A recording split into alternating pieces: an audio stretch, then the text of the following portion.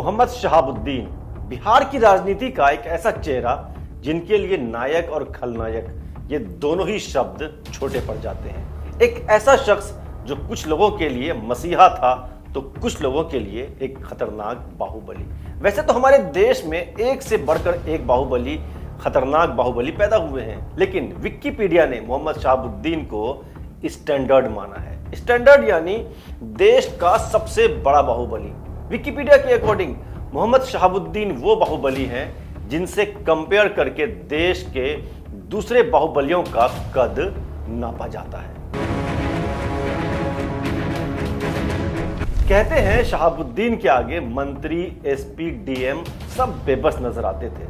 सीवान की जनता उन्हें प्यार से साहिब बुलाती थी और मीडिया वाले उन्हें सीवान का सुल्तान कहते थे। और आज के इस वीडियो में हम डिटेल में बात करेंगे सीवान के साहिब यानी मोहम्मद शहाबुद्दीन के बारे में और समझेंगे कि आखिर वो थे कौन। क्या वो सच में जनता का मसीहा थे या फिर एक खतरनाक गैंगस्टर। एक सेकेंड ये बड़ा इंपॉर्टेंट है।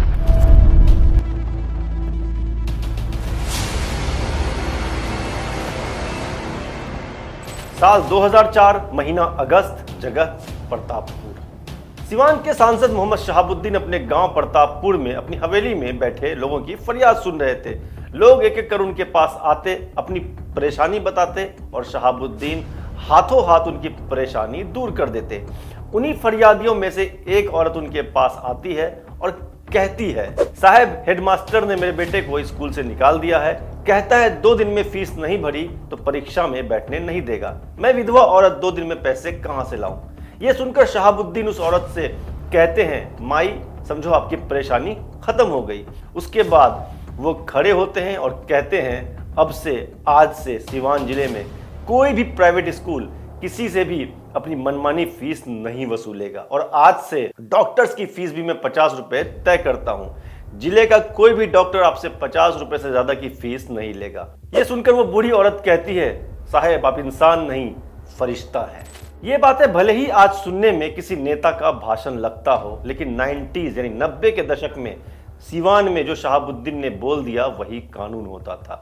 और जैसा उन्होंने कहा, उस दिन के बाद से सीवान में किसी भी प्राइवेट स्कूल ने कभी भी मनमानी फीस नहीं वसूली। साथ ही पूरे सीवान जिले के डॉक्टर्स की फीस भी 50 रुपए तय हो गई और जब तक शहाबुद्दीन सांसद रहे डॉक्टर्स की फीस 50 रुपए ही रही। वो एक्चुअली हमारे बचपन के दोस्त हैं, हमसे अधिक कोई उनको नहीं जानता कि शहाबुद्दीन क्या। लास्ट डेट तक हम लोग साथ रहे। तो लोग क्या कह रहा क्या नहीं कह रहा, उनके चाहने वाले से पूछेगा तो कोई उनको अपराधी नहीं कहेगा, कोई उनको पॉलिटिशियन नहीं कहेगा, सब यही कहेगा कि वो सीवान के लिए मसीहा थे। ये शहाबुद्दीन का वो पहलू था जो उनको अपनी जनता के बीच मसीहा बनाता था। लोग उन्हें किसी फरिश्ते की तरह मानते थे, लेकिन उनका एक दूसरा पहलू भी है और वो भी जानना बेहद जरूरी है।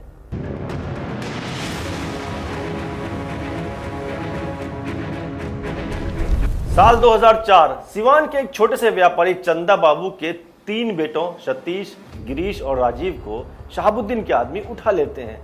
सतीश और गिरीश को तेजाब से नहलाकर मार दिया जाता है।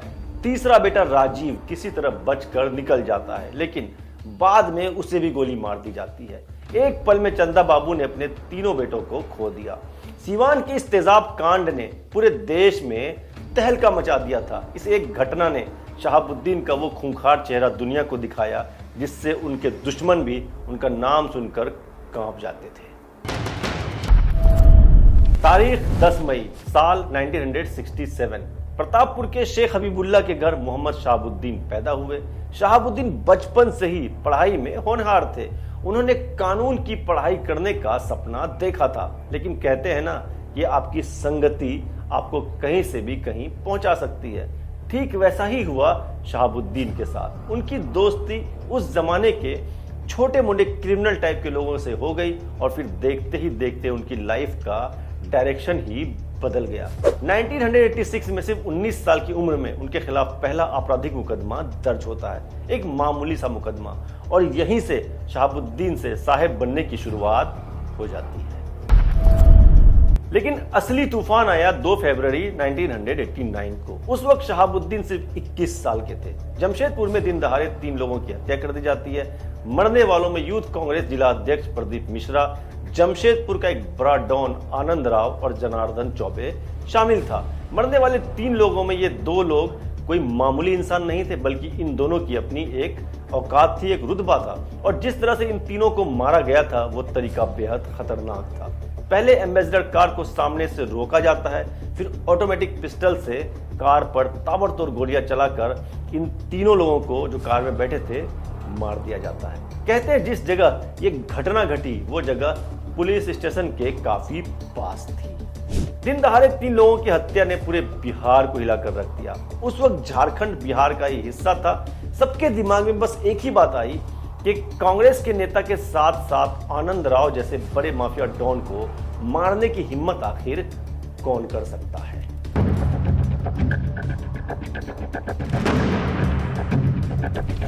पुलिस जांच में सामने आया कि इस घटना को जिन लोगों ने अंजाम दिया है वो सुपारी किलर्स थे, और वो सुपारी किलर्स मोहम्मद शहाबुद्दीन के शूटर थे, जिन्हें सीवान के चीते कहा जाता था।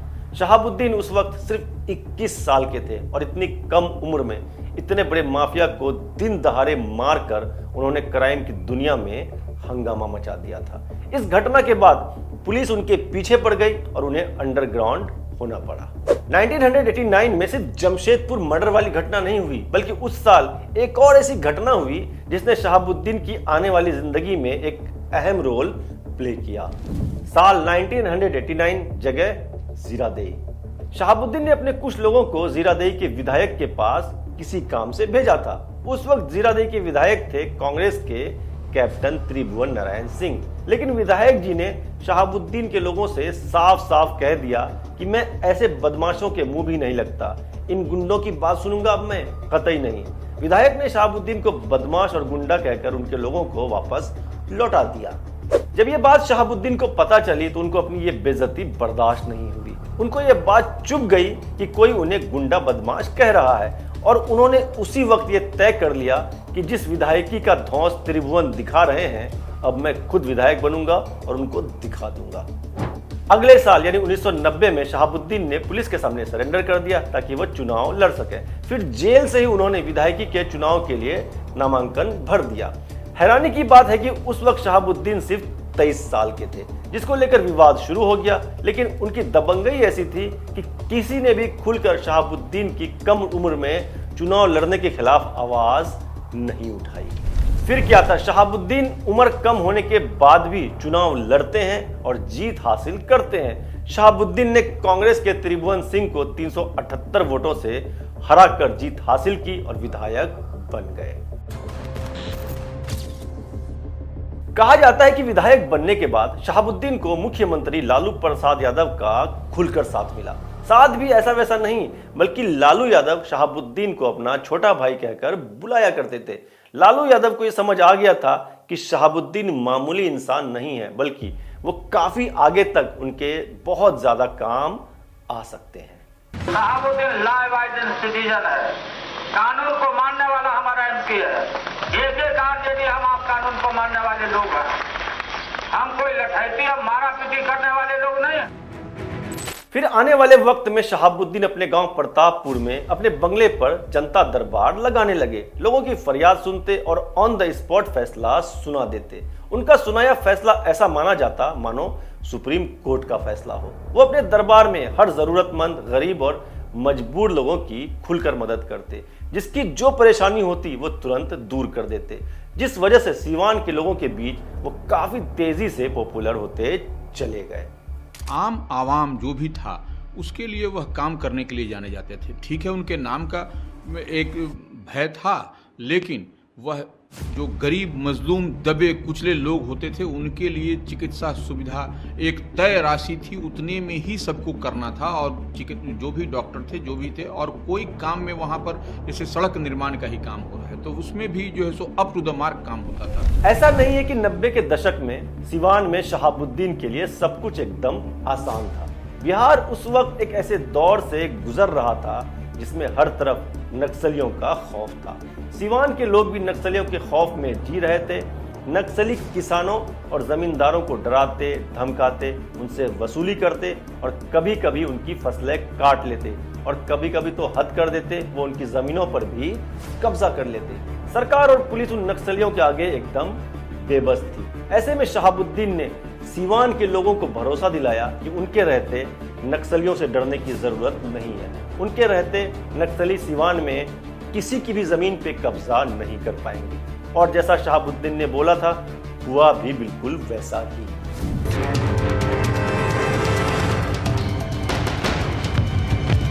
जिन नक्सलियों का नाम सुनकर ही लोग डर से कांपने लगते थे, शहाबुद्दीन ने उनसे खुलेआम जंग छेड़ दी। बीबीसी की रिपोर्ट से पता चलता है कि शहाबुद्दीन और नक्सलियों के बीच की लड़ाई में कम से कम 153 यानी 153 लेफ्टिस्ट यानी नक्सली समर्थक मारे गए। आरोप शहाबुद्दीन और उनके साथियों पर लगा, लेकिन शहाबुद्दीन की वजह से नक्सलियों को सीवान में पीछे हटना पड़ा, जिससे सीवान के किसानों और जमींदारों की जमीन बच गई। किसान और जमींदार शहाबुद्दीन के सबसे बड़े सपोर्टर बन गए। वो उनके बारे में खुले तौर पे कहते, हमारे लिए तो शहाबुद्दीन देवता है।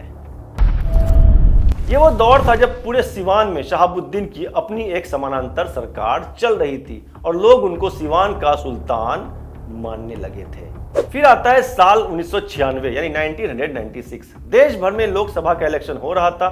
शहाबुद्दीन पहली बार लोकसभा का इलेक्शन लड़ रहे थे। लोकल रिपोर्ट से पता चलता है कि तब तक वो इतना ताकतवर हो चुके थे कि सीवान में उनके अलावा किसी भी दूसरी पार्टी का झंडा या नारा लगाना तो दूर, दूसरी पार्टी को वोट देने की बात तक कोई नहीं कह सकता था। माहौल ऐसा हो चुका था, या तो शहाबुद्दीन जिंदाबाद कहिए या फिर चुप रहिए। तारीख 3 मई साल 1996। लोकसभा का इलेक्शन हो चुका था। 8 मई को रिजल्ट आना था। लोकसभा चुनाव के नतीजे आने से पहले शहाबुद्दीन सीवान की सड़कों पर अपने हथियारबंद काफिले के साथ मार्च कर रहे थे। उस वक्त सीवान के एसपी थे एसके सिंघल। एसके सिंघल ने मार्केट में भीड़ लगी देखी।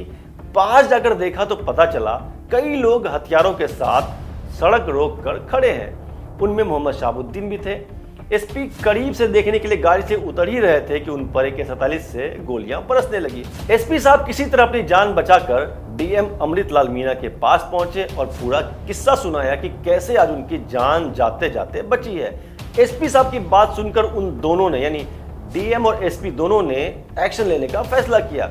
जब यह खबर पटना पहुंची तो लालू यादव ने सीवान के डीएम और एसपी दोनों को फोन किया, लेकिन वो दोनों अधिकारी इतना भड़क चुके थे कि उन्होंने मुख्यमंत्री का फोन नहीं उठाया। इसके बाद लालू यादव ने अपने करीबी लोगों को हालात पर काबू करने के लिए तुरंत सीवान भेजा। डीएम और एसपी को समझाया गया, लेकिन वो दोनों नहीं माने। काफी बातचीत के बाद आखिर एक डील की गई। फैसला हुआ कि काउंटिंग के दिन यानी 8 मई 1996 को मोहम्मद शहाबुद्दीन काउंटिंग सेंटर पर नहीं जाएंगे। दिख गए तो तुरंत जेल भेज दिया जाएगा। डीएम एसपी की शर्त मान ली गई और शहाबुद्दीन काउंटिंग सेंटर से दूर ही रहे। लेकिन जब रिजल्ट आया तो शहाबुद्दीन जीतकर सांसद बन चुके थे। चुनाव जीतते ही डीएम और एसपी दोनों का तबादला कर दिया गया।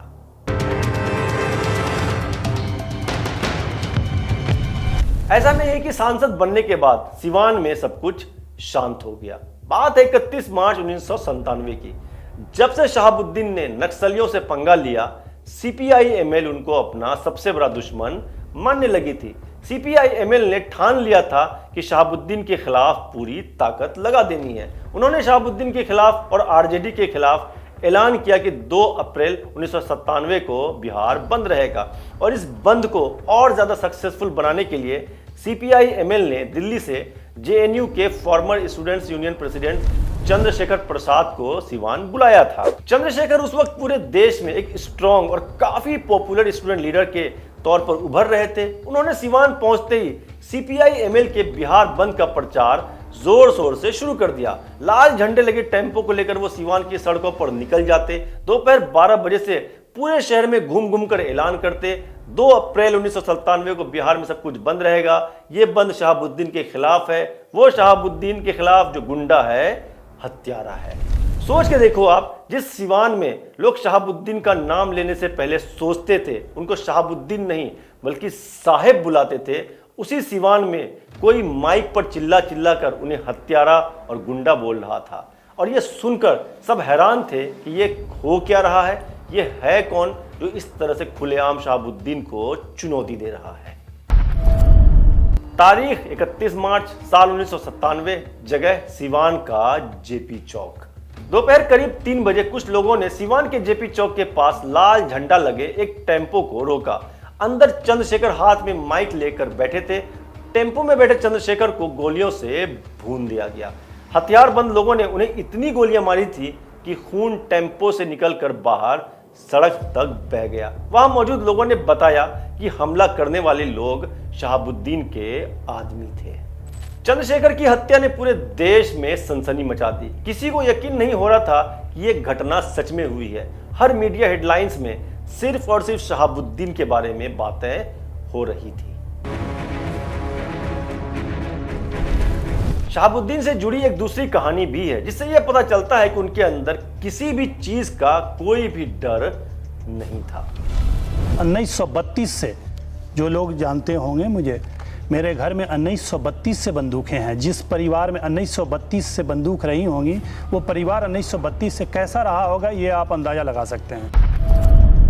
तारीख 15 मार्च साल 2001। उन दिनों राजद नेता मनोज कुमार पप्पू पुलिस की फाइल में वांटेड था।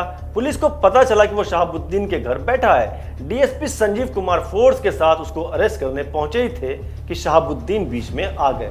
बोले, ऐसा किया तो बहुत बुरा होगा, डीएसपी साहब आप यहां से वापस चले जाओ। सांसद साहब आप बीच में मत पड़िए, पप्पू को ले जाने दीजिए। यह कहकर डीएसपी संजीव कुमार आगे बढ़े ही थे कि शहाबुद्दीन ने उनके सीने पर हाथ रखा और एक जोरदार थप्पड़ जड़ दिया। इस घटना से पुलिस वालों का गुस्सा 7वें आसमान पर पहुंच चुका था। सभी पुलिस वाले शहाबुद्दीन के खिलाफ एक्शन चाहते थे। वो इतना ज्यादा गुस्से में थे कि पूरे जिले के पुलिस वाले इकट्ठे होकर एक साथ सिवान के सर्किट हाउस पहुंच गए। डीएम, एसपी और बाकी अधिकारियों की वहां पर कोई जरूरी मीटिंग चल रही थी और सारे पुलिस वाले उस मीटिंग के बीच में ही वहां पहुंच गए। गुस्साए पुलिस वाले बैठक के बीच में जाकर शहाबुद्दीन के खिलाफ एक्शन की मांग करने लगे। बोले, अभी के अभी एक्शन लेना होगा, उसने हमारी वर्दी पर हाथ डाला है। पूरा मामला सुनने के बाद सिवान के एसपी बच्चू सिंह मीना समझ चुके थे कि यह सही वक्त है शहाबुद्दीन के खिलाफ एक्शन लेने का। इसके बाद एक टीम बनाई गई। देवरिया से भी पुलिस फोर्स को बुलाया गया इस टीम की मदद करने के लिए। 2 दर्जन से भी ज्यादा पुलिस वालों ने सर्किट हाउस से करीब 17 किलोमीटर दूर प्रतापपुर में मोहम्मद शहाबुद्दीन के बंगले पर धावा बोल दिया। शहाबुद्दीन की ओर से भी जवाबी हमला किया गया। 10 घंटे तक दोनों तरफ से गोलियां चलती रही। इस घटना में 3 पुलिस वाले शहीद हो गए और 8 लोगों की मौत हो गई। शहाबुद्दीन किसी तरह उस गोलीबारी से निकलकर भागने में कामयाब रहे, वरना उस दिन उनका बचना लगभग नामुमकिन था। मैंने शहाबुद्दीन के बारे में मीडिया क्या बोल रही है, लोग क्या बोलने लगे, जो लोग उनके साथ हैं, साथ थे, उनसे आप पूछिएगा तो शहाबुद्दीन को ना वो पॉलिटिशियन मानते हैं और ना उनको क्रिमिनल मानते हैं। वो एक मसीहा थे। शहाबुद्दीन अपने वक्त में इतना बड़ा नाम बन चुके थे कि उनपे हाथ डालने से पहले बड़े से बड़े पुलिस ऑफिसर्स को भी सोचना पड़ता था। ऐसे में शहाबुद्दीन को रोकने और जेल में डालने की जिम्मेदारी दी गई आईपीएस आरएस भट्टी को। आरएस भट्टी अपने वक्त के सबसे ईमानदार और तेज पुलिस ऑफिसर माने जाते थे। उस वक्त वो सीबीआई के लिए काम कर रहे थे। शहाबुद्दीन को रोकने के लिए आरएस भट्टी को सिवान का डीआईजी बनाकर सिवान भेजा गया।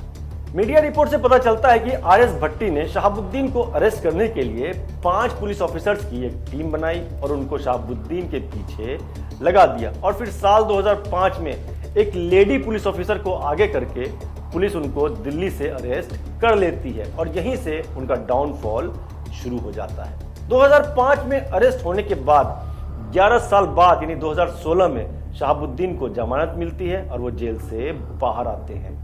कहते हैं 2016 में जब वो भागलपुर जेल से बाहर आए तो उनके समर्थक उनको 1000 से ज्यादा गाड़ियों का काफिला लेकर रिसीव करने पहुंचे थे भागलपुर जेल।